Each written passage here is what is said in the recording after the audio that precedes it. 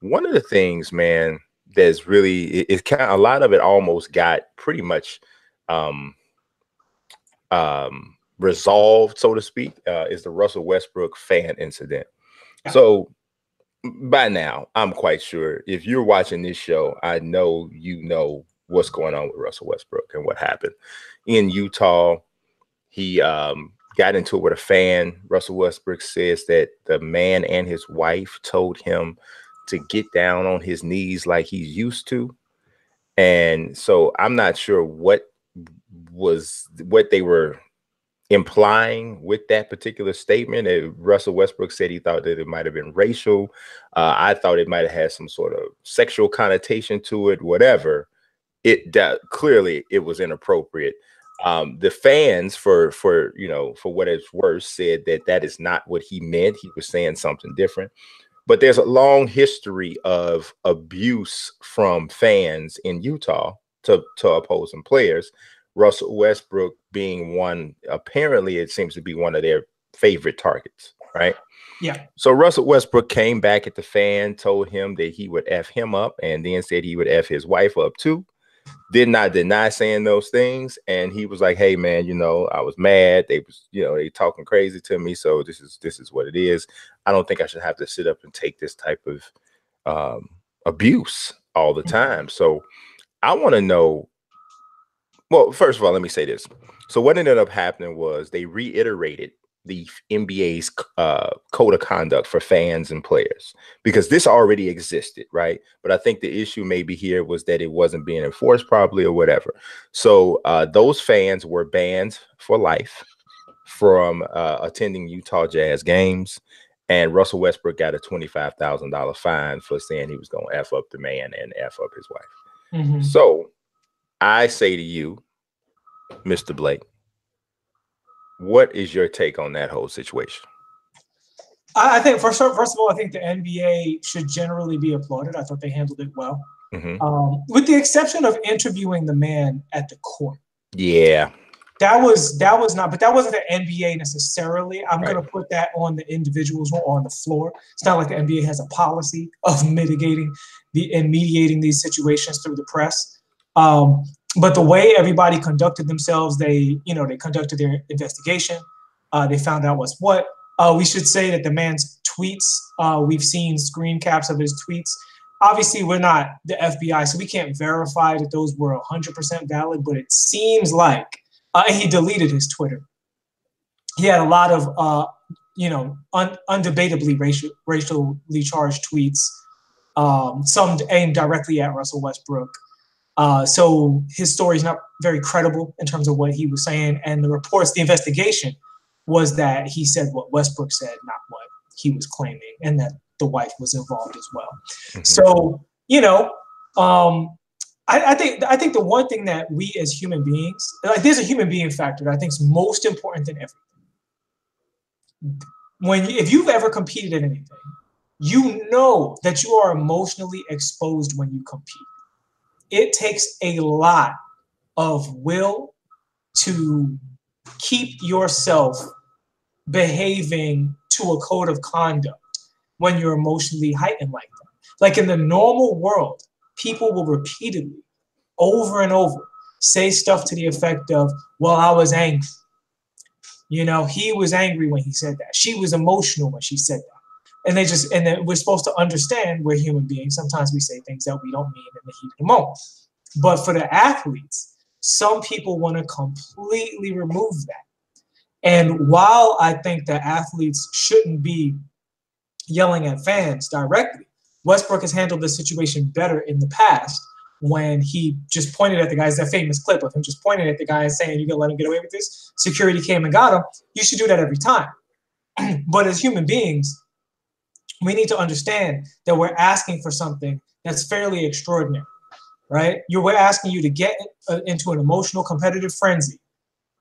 And if we're going to do that, we can't then release the hounds on them when it comes to fans.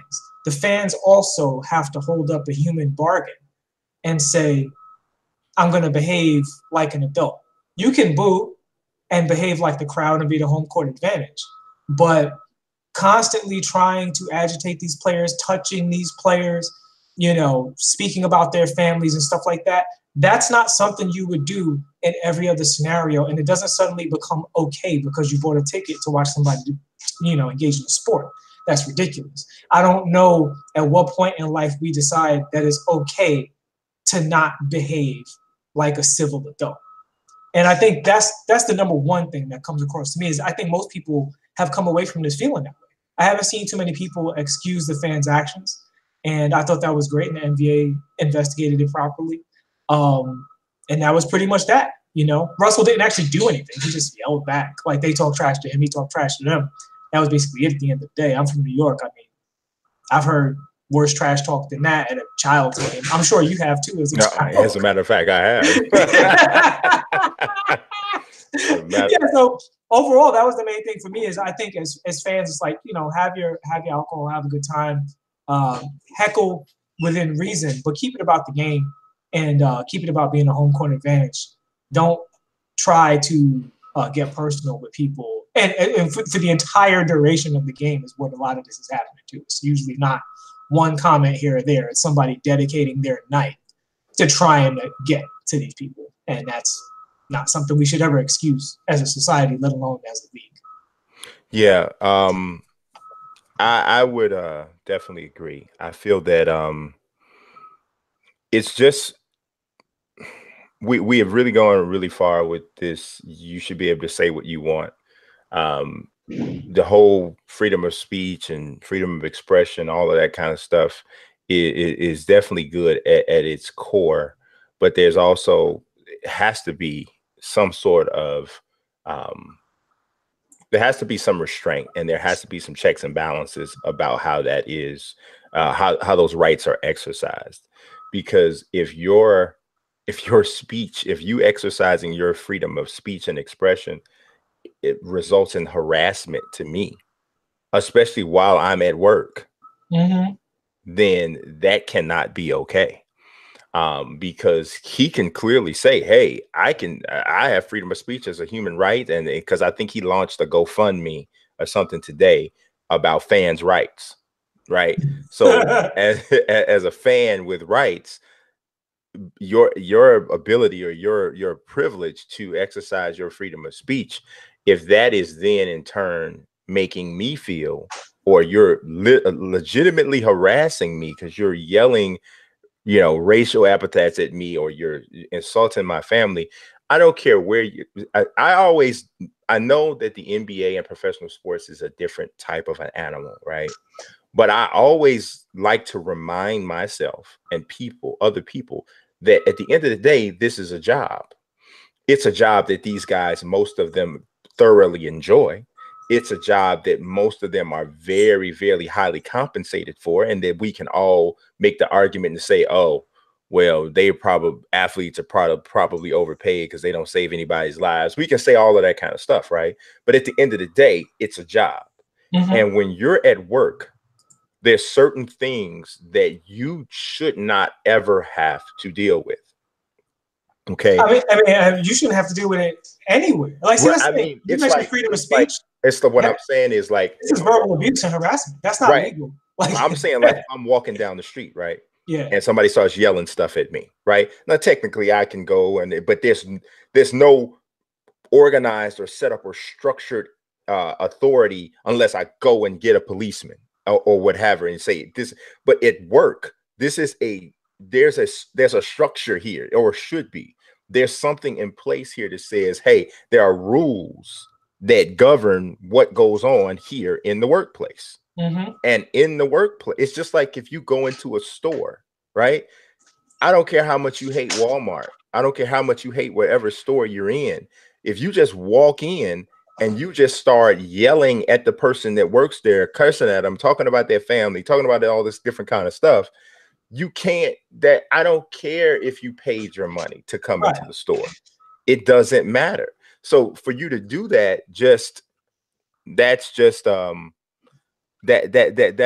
just insane to begin with. Now, the thing is, when you're part of the audience, you're paying a ticket, of course, but you're supposed to understand, and this goes for any kind of audience, same thing at a musical show.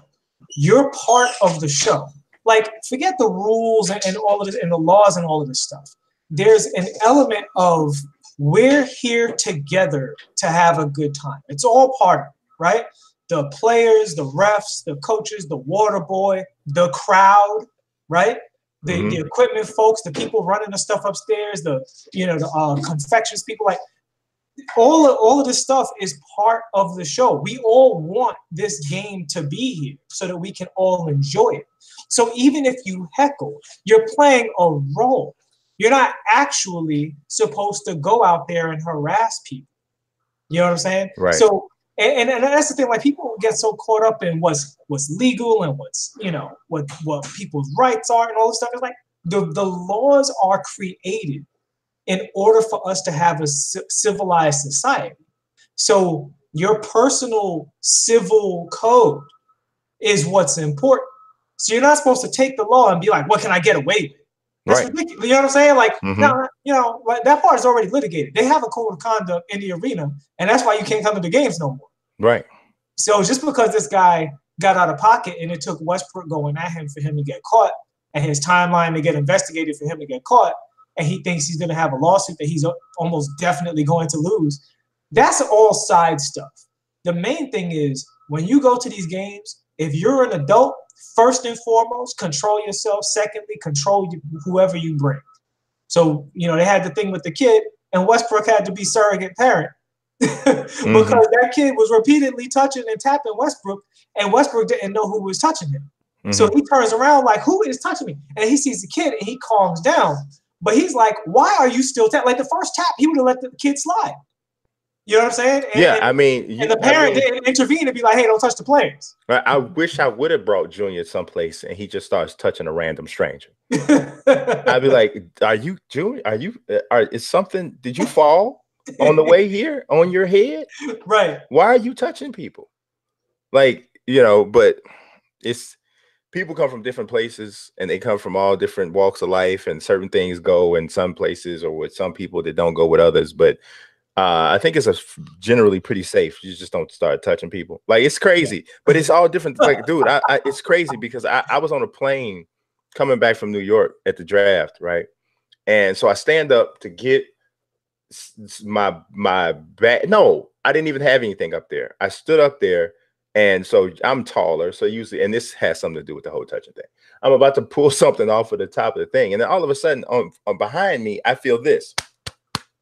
Now, generally that is the beginning of a confrontation, right? So I turn around real slow and I look, and it's this itty bitty lady, and she's like, "Can you grab that bag up there?" And I just looked at her like, "Where are you from?" Right. Where that's how you start a conversation. Oh, it doesn't matter. Like, in America, that's not okay. That's not how we conduct ourselves. Yeah, I had a similar thing happen. It was funny. It was pretty recent. And I normally on the street, I don't get into anything with anybody. But I was paying for an item at Walgreens, and I was still paying. And the woman, he was actually bringing it up, so I wasn't being slow. It was just still happening. And the woman put her stuff on the counter and got immediately next to me, so that I would have to reach over her just to put my card in the machine. And I'm like, you done lost your mind. Right. Like, what's going on? I didn't say anything because it's not worth it. I could just, like you said, I have the option to just walk away and not make it more than what it is. And that's the option I always take. But yeah, unless somebody's, stopping me from walking away, then we have a bigger problem. But, some people, this is why I think when it comes to situations like the Westbrook situation, we need to first and foremost reinforce the common code of being a decent adult. Before we get into the rules and the laws and the policies and the fines and all this other stuff, let's all agree that you don't act like that, and now talk about what we should do about